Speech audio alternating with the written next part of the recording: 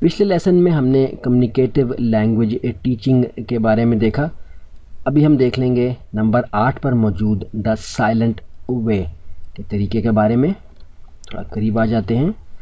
The silent way is based on the fact that the teacher should be in silence and the student is the one that had to produce as much language as possible. In this method, the learning process was seen as a problem-solving activity in which the learner was the center of the classroom. The silent way method was focused on structure rather than communicative competency, and the main goal was to achieve a near-native fluency and pronunciation. یہ اس کی انگریزی کی تشریح تھی. کچھ ہم اردو میں دیکھ لیتے ہیں اس بارے میں. دا سائلنٹ وے خاموش طریقہ تدریس اس نظریے پر مبنی ہے کہ استاد کو زیادہ دیر خاموش رہنا چاہیے اور طالب علم کو زیادہ سے زیادہ بات کرنے کا موقع ملنا چاہیے. اس طریقہ کار میں سیکھنے کے طریقے کو ایک مسئلے کا حل سمجھ کر عمل میں لایا جاتا ہے اور سیکھنے والا اس دوران اس کا مرکزی کردار ہوتا ہے. خاموش طریقہ تدریس گفتگو پر مبنی قابلیت کے بجائے جملے کے ڈھانچے پر مرکوز ہوتا ہے. اس طریقہ کار میں جملے کی ترتیب کو سمجھنے پر زیادہ توجہ دی جاتی ہے تاکہ مادری زبان بولنے والوں کی طرح روانی اور تلفظ سیکھا جا سکے.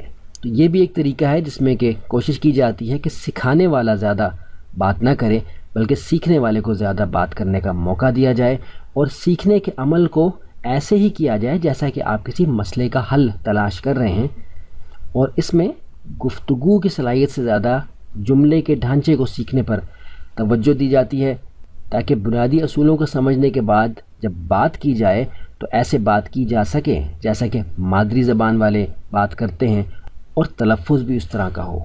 تو یہ تھا ہمارا دا سائلنٹ وے یعنی خاموش طریقہ. پچھلے لیسن میں ہم نے دا سائلنٹ وے دیکھا. نمبر 9 پر ہمارے پاس ہے کمیونٹی لینگویج لرننگ CLL. اس سے کیا مراد ہے؟ قریب آ جاتے ہیں. In this method, attempts are made to build strong personal links between the teacher and student so that there are no blocks to learning. There is much talk in the mother tongue, which is translated by the teacher for repetition by the student. اس سے کیا مراد ہے؟ CLL یعنی community language learning شراکت سے زبان سیکھنا. اس طریقہ کار میں استاد اور طالب علم کے مابین مضبوط رابطے کو استوار کرنے کی کوشش کی جاتی ہے تاکہ سیکھنے میں کوئی رکاوٹ نہ رہے. مادری زبان میں بہت بات کی جاتی ہے جس کا ترجمہ اساتذہ کرتے ہیں تاکہ طالب علم اس کو دہرا سکیں. یعنی یہ بھی ایک عملی مشق کا طریقہ ہے، لیکن اس میں نظریہ یہ ہے کہ اگر اسٹوڈنٹ اور ٹیچر میں یعنی سیکھنے والے اور سکھانے والے میں، استاد اور شاگرد میں اگر رابطے میں کمزوری ہوگی، مثال کے طور پہ اگر کسی کلاس میں طلبہ کی تعداد زیادہ ہو یا استاد کا رویہ بہت سخت ہو یا کسی بھی اور طرح طالب علم کو استاد سے رابطے میں مشکل یا جھجک محسوس ہو، تو تمام صورتوں میں سیکھنے کا عمل صحیح طرح سے نہیں ہو پائے گا. اس کے لیے استاد اور طالب علم کے رابطے میں کسی طرح کی رکاوٹ نہیں ہونی چاہیے. اور اس طریقہ کار میں مادری زبان میں بہت بات کی جاتی ہے جس کو کہ اساتذہ ترجمہ کرتے ہیں تاکہ طالب علم اس کو دہرا سکیں اور اس کو سمجھ سکیں. تو یہ تھا کمیونٹی لینگویج لرننگ یعنی CLL کا ٹیچنگ میتھڈ. پچھلے لیسن میں ہم نے کمیونٹی لینگویج لرننگ کے طریقے پر ایک نظر ڈالی کہ یہ کس طرح سے کام کرتا ہے. اس کے بعد 10ویں نمبر پر ہمارے پاس ایمرجن میتھڈ ہے. اس کا تھوڑا جائزہ لے لیتے ہیں. This method corresponds to a great extent to the situation we have at our school. Students are immersed in the English language for the whole of the school day and expected to learn math, science, and social studies, etc. through the medium of the target language, English. کیونکہ یہاں مراد English زبان ہے تو اس سے کیا مراد ہے اس کا جائزہ لے لیتے ہیں. ایمرجن یعنی جذب ہونے یا شمولیت اختیار کرنے کا طریقہ. یہ طریقہ کار ہمارے بعض تعلیمی اداروں میں دیکھا جا سکتا ہے جس میں طلبہ پورا دن ریاضی، سائنس اور سماجی علوم وغیرہ انگریزی زبان میں سیکھتے ہیں. یعنی الگ سے خاص توجہ نہیں ہے، اس کو ایک مضمون کے طور پر ہی پڑھا جائے گا، لیکن اس ادارے میں یا اس جگہ جہاں یہ زبان سیکھی جا رہی ہو، چاہے انگریزی ہو یا کوئی بھی اور زبان ہو، ایک ایسا ماحول بنا دیا جائے گا کہ جہاں جو بھی کام کر رہے ہیں، اگرچہ وہ ریاضی پڑھ رہے ہیں، سائنس پڑھ رہے ہیں یا سماجی علوم پڑھ رہے ہیں یا کوئی بھی اور سبجیکٹ پڑھ رہے ہیں، کسی بھی موضوع پر بات کر رہے ہیں، تو اس میں وہ اس زبان کو استعمال کریں گے جو کہ وہ سیکھنا چاہتے ہیں. یعنی اگر ایمرجن میتھڈ ہی اگر عربی سیکھنے کے لیے استعمال ہوگا تو وہاں عربی استعمال ہوگی، اگر اردو کے لیے ہوگا تو اردو استعمال ہوگی، اور یہاں موضوع کیونکہ انگریزی ہے تو یہ انگریزی استعمال ہوگی. اس حوالے سے ہم ذکر کر دیں کہ بعض اسکولوں میں آپ دیکھتے ہیں کہ بچے اگرچہ انگریزی میڈیم اسکول میں پڑھ رہے ہیں لیکن ان کی انگریزی بول چال کمزور ہوتی ہے، اور قریب کہیں کسی دوسرے اسکول میں بچے انگریزی کا وہی نصاب پڑھ رہے ہوتے ہیں لیکن ان کی بول چال بہت بہتر ہوتی ہے. تو عمومی طور پر جیسا یہاں ذکر کیا گیا ہے کہ یہ طریقہ کار ہمارے بعض تعلیمی اداروں میں دیکھا جا سکتا ہے کہ وہاں بچوں کو پابند کیا جاتا ہے کہ آپس میں بات چیت کرنی ہے، استاد سے بات کرنی ہے، یا کسی بھی مضمون کو پڑھتے ہوئے جو رابطے کی زبان ہے وہ انگریزی استعمال ہوگی. تو ان بچوں کی بول چال کی انگریزی بہت بہتر ہوتی ہے، اور عمومی طور پہ یہ سمجھا جاتا ہے کہ یہ عمل جو ہے یہ مہنگے اسکولوں میں ہو سکتا ہے، جو سرکاری اسکول ہیں یا کم فیس وصول کرنے والے پرائیویٹ اسکولز ہیں وہاں ایسا نہیں ہو سکتا. تو بالکل وہاں بھی ایسا ہو سکتا ہے، تعلیمی اداروں میں بھی ہو سکتا ہے، مدارس میں بچوں کی عربی زبان کو بہتر کرنے کے لیے ایمرجن میتھڈ استعمال ہو سکتا ہے. لیکن اس میں جو ایک اہم بات سمجھنے کی ہے وہ یہ ہے کہ ایمرجن میتھڈ جہاں اپلائی ہوگا وہاں جو اساتذہ ہوں گے، پڑھانے والے جو ہوں گے، وہ کمپیٹنٹ ہوں گے، وہ زبان کے ماہر ہوں گے. ایسا نہیں ہوگا کہ پڑھانے والا اگر بول چال کی عربی یا انگریزی میں کمزور ہے اور وہاں ایمرجن میتھڈ اپلائی کر دیا تو اسٹوڈنٹس، طلباء، سیکھنے والے اس سے استفادہ حاصل کر سکیں، کیونکہ یہاں جتنی غلطیاں، کمزوریاں ہوں گی وہ استاد کے ذریعے سے ہی دور ہوں گی، کیونکہ رہنمائی استاد نے ہی کرنی ہے. تو اگر وہ خود بول چال میں کمزور ہیں تو وہاں ایمرجن میتھڈ اپلائی نہیں ہو سکتا. اور یہی وجہ ہے کہ عمومی طور پہ تعلیمی اداروں میں ایمرجن میتھڈ اپلائی نہیں کیا جاتا، کیونکہ وہاں اساتذہ خود بول چال میں کمزور ہوتے ہیں، اگرچہ عربی تکلم کے حوالے سے مدارس کا ماحول ہو یا انگریزی بول چال کے حوالے سے انگریزی میڈیم اسکولوں کا ماحول ہو. تو یہ تھا ہمارا ایمرجن میتھڈ. 10ویں نمبر پر ہم نے ایمرجن میتھڈ دیکھا اور اس کے بارے میں کچھ معلومات حاصل کی. 11ویں نمبر پر ہمارے پاس ہے ٹاسک بیسڈ لینگویج لرننگ. اس کو دیکھ لیتے ہیں. The focus of the teaching is on the completion of a task, which in itself is interesting to the learners. Learners use the language they already have to complete the task, and there is little correction of errors. Task-based language learning. اس طریقہ کار میں کسی کام کو مکمل کرنے کی طرف توجہ دی جاتی ہے، جو کہ سیکھنے والوں کے لیے بھی دلچسپی کا باعث ہوتا ہے. سیکھنے والے اس دوران زبان کا اس قدر استعمال کرتے ہیں جو کہ وہ پہلے سے جانتے ہیں، اور اسی دوران ان کی اصلاح بھی ہوتی جاتی ہے. یعنی کسی کام کو کرنے کے دوران زبان کا سیکھنا، کوئی ٹاسک دینا، اور ٹاسک بھی ایسا جو کہ سیکھنے والوں کے لیے دلچسپی کا باعث ہو.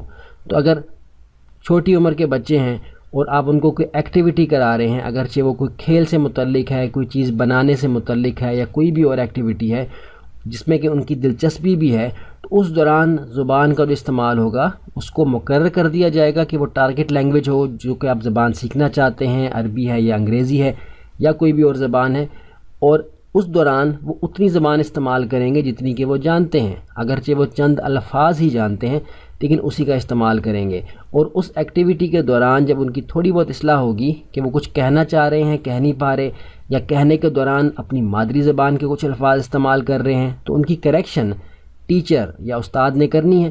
تو اس سے ان کی ووکیبلری بھی بڑھتی جائے گی، ورڈ آرڈر یعنی الفاظ کو ترتیب سے رکھنے کی صلاحیت ہے وہ بھی بہتر ہوتی جائے گی، اور گرامر سٹرکچر جو ہے ورڈ آرڈر کے تحت وہ خود سے ٹھیک ہو جائے گا، الگ سے ان کو سکھانا نہیں پڑے گا. اور یہ وہ طریقہ ہے کہ جس سے ہم عام طور پہ بھی استفادہ حاصل کرتے دیکھتے ہیں چھوٹے بچوں کو، نئی زبان سیکھنے والے بچوں کو. تو اس کو بھی اگر شامل کر لیا جائے سیکھنے کے عمل میں، سکھانے کے عمل میں، تو بہت آسانی ہو سکتی ہے. تو یہ ہمارا ٹاسک بیسڈ لینگویج لرننگ کا طریقہ تھا.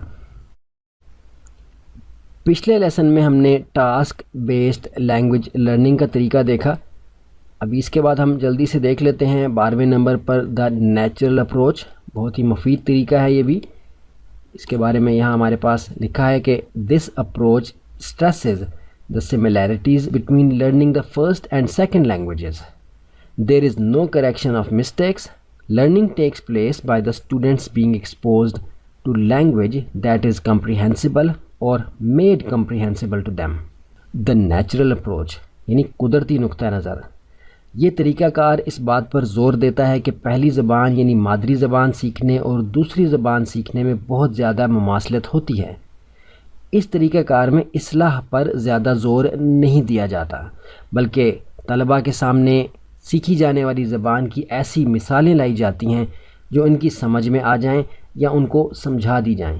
یعنی اگر ان کے سامنے کوئی مثال لائی جائے گی جو کہ وہ سمجھ نہیں پا رہے تو ان کو وہ سمجھا دی جائے گی اور اصلاح پر زیادہ زور نہیں دیا جائے گا۔ اور ہم جانتے ہیں کہ قدرتی طور پر جو ہم نے زبان سیکھی اپنے ماحول میں رہ کر، وہاں ہر چیز کی اصلاح نہیں کی گئی بلکہ خود سے اصلاح ہوتی گئی، کیونکہ ہم مثالوں کو آبزرو کرتے تھے، ان کا مشاہدہ کرتے تھے کہ ہمارے بڑے کس طرح سے بات کر رہے ہیں، اور پھر وہ جملہ اور الفاظ کی ترتیب خود سے ٹھیک ہوتی چلی جاتی تھی۔ ایک بار پھر پڑھ لیتے ہیں کہ یہ طریقہ کار اس بات پر زور دیتا ہے کہ پہلی زبان یعنی مادری زبان سیکھنے اور دوسری زبان سیکھنے میں بہت زیادہ مماثلت ہوتی ہے۔ اس طریقہ کار میں اصلاح پر زیادہ زور نہیں دیا جاتا، بلکہ طلباء کے سامنے سیکھی جانے والی زبان کی ایسی مثالیں لائی جاتی ہیں جو ان کی سمجھ میں آ جائیں یا ان کو سمجھا دی جائیں۔ تو یہ تھا ہمارا دا نیچرل اپروچ کا طریقہ۔ پچھلے لیسن میں ہم نے دا نیچرل اپروچ کا جائزہ لیا۔ اس کے بعد ہمارے پاس ہے دا بائی لنگول میتھڈ۔ اس سے کیا مراد ہے اس کو ابھی ہم یہاں دیکھ لیتے ہیں۔ The bilingual method is that the understanding of words and sentences in foreign language can be made easier by the use of mother tongue. Bilingual method is the combination of the direct method and the grammar translation method. اب یہ direct method اور grammar translation method ہم پہلے دیکھ چکے ہیں، آپ چاہیں تو پیچھے جا کر دوبارہ سے دیکھ سکتے ہیں۔ یہاں ہم دیکھ لیتے ہیں کہ اس سے کیا مراد ہے۔ بائی لنگول میتھڈ یعنی دو لسانی طریقہ جس میں کہ دو زبانیں استعمال کی جاتی ہیں۔ دو لسانی طریقہ یہ ہے کہ مادری زبان کے الفاظ اور جملوں کے استعمال کے ذریعے سے غیر ملکی زبان کو آسان بنایا جاتا ہے۔ دو لسانی طریقہ امتزاج ہے، دا ڈائریکٹ میتھڈ یعنی براہ راست سیکھنے کے طریقے کا، اور the grammar translation method grammar اور ترجمہ کا طریقہ۔ یہ دونوں ملتے ہیں اس کے اندر، اور اس میں نظریہ یہ ہوتا ہے کہ ضروری نہیں ہے کہ آپ کوئی بات کرتے ہوئے کوئی بات سمجھاتے ہوئے ٹارگٹ لینگویج یعنی کہ جو زبان آپ سیکھ رہے ہیں صرف وہی استعمال کریں، بلکہ اس کے دوران آپ اپنی مادری زبان بھی استعمال کر سکتے ہیں تاکہ سمجھنا آسان ہو جائے اسٹوڈنٹ کے لیے۔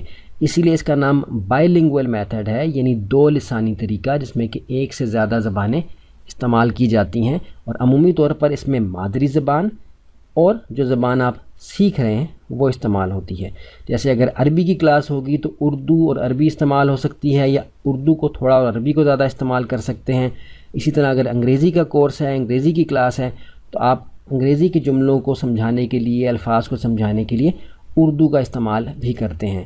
عمومی طور پر اسکولز میں ہم دیکھتے ہیں کہ انگریزی کی کلاس میں بھی ٹیچر اردو ہی بولتے ہیں، تو اس کو بھی بائی لنگول میتھڈ کہہ سکتے ہیں، لیکن کیونکہ اس میں نصاب جی ٹی ایم یعنی گرامر ٹرانسلیشن میتھڈ کی بیس کے اوپر ہوتا ہے، اس لیے پھر وہ لیسٹ پروڈکٹیو بن جاتا ہے، کیونکہ اس میں اصولی طور پر وہ صرف گرامر کے رولز پر، اصول و قواعد کے زبانی یاد کرنے پر، ووکیبلری سیٹس کے یاد کرنے پر اور امتحانات کے پاس کرنے پر توجہ دے رہے ہوتے ہیں، جبکہ اصل صلاحیت بچوں کی سننے اور بولنے کی پریکٹس کرنے سے بہتر نہیں ہو رہی ہوتی۔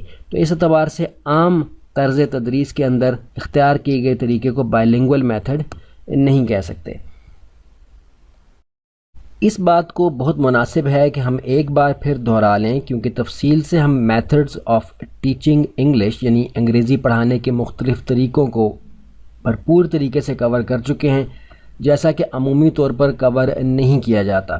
یہ بہت ہی ہائر لیول کے اوپر انفارمیشن ملتی ہے جو کہ آپ کو پچھلے چند اسباق میں مل گئی۔ ہم نے 13 مختلف ٹیچنگ میتھڈز کور کیے، اور اس کو ڈسکس کرنا شروع کرنے سے پہلے ہم نے اس بات کی وضاحت کی تھی کہ ہمارے پاس جو موجود سسٹم ہے جس میں کہ ہمیں عام طور پر انگریزی پڑھائی جاتی ہے یا دیگر کوئی زبان بھی جب ہم سیکھتے ہیں تو عمومی طور پر گرامر ٹرانسلیشن میتھڈ استعمال ہوتا ہے، جس میں کہ پڑھنے اور لکھنے پر، ریڈنگ اور رائٹنگ پر توجہ دی جاتی ہے، لسننگ اور سپیکنگ یعنی سننے اور بولنے پر توجہ نہیں دی جاتی۔ اور جو طریقہ کار ہم نے اس کورس میں کور کرنا ہے وہ دا نیچرل اپروچ یا ڈائریکٹ میتھڈ ہے. دونوں کا کمبینیشن ہے جو کہ یہ گرین کلر کی لائن، ہرے رنگ کی لائن جو آپ کو نظر آ رہی ہے، اس کا کنیکشن آگے ہم نے نیچرل اپروچ اور ڈائریکٹ میتھڈ کے ساتھ جوڑا تھا، جو کہ آپ نے دیکھ لیا تھا، ابھی دوبارہ دیکھ رہے ہیں. اس میں ہم لسننگ اور سپیکنگ یعنی سننے اور بولنے پر توجہ دیتے ہیں. ریڈنگ اور رائٹنگ آپ جتنی خود چاہیں کر لیں، زیادہ اہم نہیں سمجھا جاتا، کیونکہ اس کی پریکٹس آپ خود سے جتنی چاہیں گے کریں گے، جتنی زیادہ کریں گے اتنی خود سے بہتر ہوگی. لیکن زیادہ جو مشکل چیز ہے وہ لسننگ اور سپیکنگ ہے، جو کہ ہمارے فارمل سسٹم کے اندر عمومی طور پر GTM میتھڈ کے تحت پڑھائی جاتی ہے، جس کی وجہ سے یہ صحیح طرح سے امپروو نہیں ہوتی. اس کے بعد ہم لوگ آگے تھے اپنے ٹیچنگ میتھڈز کے اوپر. آپ نے دیکھا کہ یہ گرین لائن کا جو کنیکشن آ رہا ہے یہاں، یہ ہمارا ڈائریکٹ میتھڈ اور دا نیچرل اپروچ کے ساتھ آ رہا ہے، اور ریڈ لائن ہماری GTM کے ساتھ، جو کہ پیچھے آپ نے دیکھا تھا کہ یہاں سے کنیکٹ ہوئی بھی ہے. یعنی یہ وہ طریقہ ہے جس میں کہ ہمیں فارملی انگریزی پڑھائی جاتی ہے، جس کی وجہ سے بولنے اور سننے کی صلاحیت ڈیولپ نہیں ہوتی، جبکہ صرف لکھنے اور پڑھنے کی صلاحیت ڈیولپ ہوتی ہے، اور انگریزی زبان کے حوالے سے ہمیشہ کمزوری ہی رہتی ہے، یعنی ریئل کمیونیکیشن کے اندر، زندگی کے اندر اس کو استعمال کرنے کے لیے. تو یہاں آپ دیکھ رہے ہیں کہ 13 میتھڈز ہم نے کور کیے تفصیل سے، ان کو اردو میں بھی دیکھا، انگلش میں بھی دیکھا. ان کے نام، ان کی تشریحات آپ نے مختصر طور پر نوٹ کی، اور اب آپ یہ سمجھ گئے کہ آپ کے پاس GTM کے علاوہ 12 دوسرے میتھڈز بھی ہیں، جس میں سے کہ آپ اپنی مرضی کا کوئی بھی میتھڈ سلیکٹ کر سکتے ہیں یا کوئی بھی کمبینیشن اس کا بنا سکتے ہیں. جو کمبینیشن ہم نے کور کرنا ہے وہ ڈائریکٹ میتھڈ اور دا نیچرل اپروچ کے اندر آتا ہے. کچھ اور جو سملیرٹیز ہیں، ملتی جلتی چیزیں اس کے اندر ہیں، وہ بھی ظاہر ہے کہ اس میں آ جائیں گی، لیکن بنیادی طور پر یہ دو طریقے ہیں جو کہ بہت زیادہ افیکٹو ہیں، بہت زیادہ فائدہ مند ہیں.